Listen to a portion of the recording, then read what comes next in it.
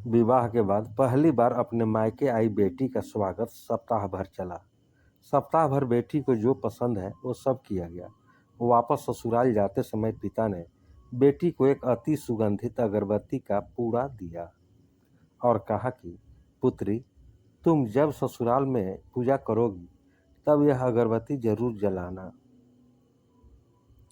माँ ने मंद स्वर में कहा, बिटिया प्रथम बार मायके से ससुराल जा रही है तो क्या कोई अगरबत्ती जैसी चीज देता है।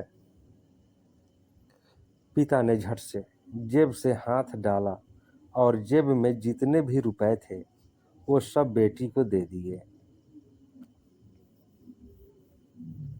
ससुराल में पहुंचते ही सासू माँ ने बहू का बैग टटोला और पूछा कि तुम्हारे माँ बाप ने विदाई में क्या दिया।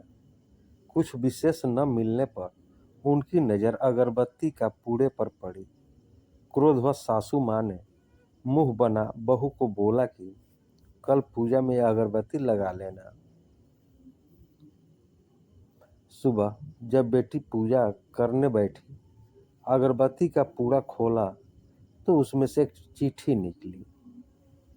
लिखा था, बेटी, यह अगरबत्ती स्वतः जलती है मगर संपूर्ण घर को सुगंधित कर देती है।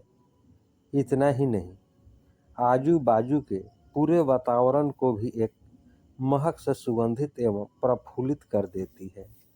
हो सकता है कि तुम कभी पति से कुछ समय के लिए रूठ जाओगी या कभी अपने सास ससुर से नाराज हो जाओगी, कभी देवर या ननद से भी रूठोगी, कभी तुम्हें किसी से बातें सुननी भी पड़ जाए या फिर कभी अड़ोस पड़ोसियों के बर्ताव पर तुम्हारा दिल खट्टा हो जाए, तब तुम मेरी यह भेंट ध्यान में रखना।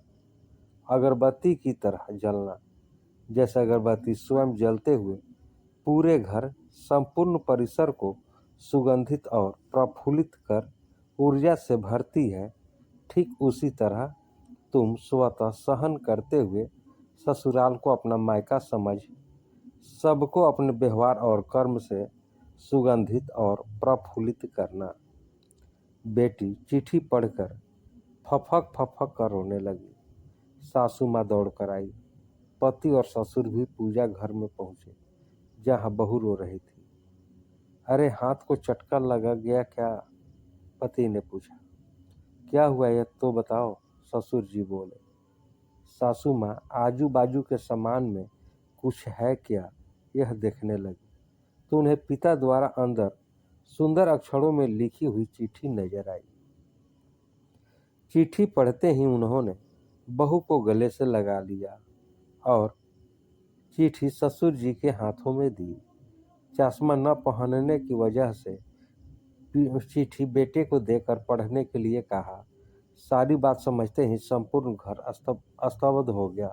सासू माँ उच्च स्वर में बोली, अरे, यह चिट्ठी फ्रेम करानी है। यह मेरी बहू की मिली हुई सबसे अनमोल भेंट है। पूजा घर के बाजू में ही इसकी फ्रेम होनी चाहिए। और फिर सदैव वह फ्रेम अपने शब्दों से संपूर्ण घर और अगल बगल के वातावरण को अपने अर्थ से महकाती रही। और अंततः अगरबत्ती का पूरा खत्म होने के बावजूद भी क्या आप भी ऐसे संस्कार अपनी बेटी को देना चाहेंगे? बेटियां दो कुलों को महकाती है। राधे राधे। दोस्तों, यह कहानी आपको कैसी लगी? कहानी को लाइक करें, शेयर करें। चैनल पर नए हैं तो चैनल को सब्सक्राइब कर लें, बेल आइकन का बटन दबा दें कि आपको इस तरह की कहानियाँ मिलती रहे। अब हम लोग अगले वीडियो में मिलेंगे। तब तक के लिए जय हिंद, जय भारत।